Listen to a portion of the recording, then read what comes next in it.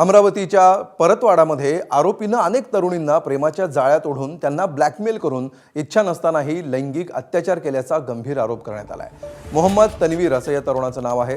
त्यानं 180 तरुणींचं लैंगिक शोषण केल्याचा गंभीर आरोप अनिल बोंडेंनी केला आहे। या प्रकरणी 350 व्हिडिओ व्हायरल झालेत।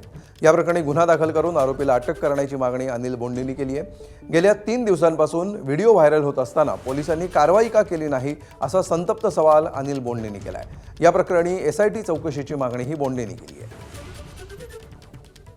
पोलिसांनी कारवाई केलेली नसल्यामुळे कोणी तक्रार करत नाही म्हणून आम्ही ते सोकावले मुक्तपणे त्यांना वाटते की आपल्यावर कारवाई होत नाही आणि म्हणून आज आम्ही तक्रार केली आणि त्यांना सांगितलं की ही सगळी संघटित गुन्हेगारी आहे। संघटित गुन्हेगारीच्या अंडर अल्पवयीन मुली आहे म्हणून पोक्सोच्या अंडर आणि त्याचप्रमाणे अश्लील व्हिडिओ हा सातत्यानं प्रसारित करतोय, त्याच्यापासून मुलींना ब्लॅकमेल करतोय, त्यांच्या जीविताला धोका निर्माण होतोय। त्यामुळे सायबर गुन्ह्याखाली ताबडतोब त्यांना अटक करण्यात यावी। ABP माझा, उघडा डोळे बघा नीट।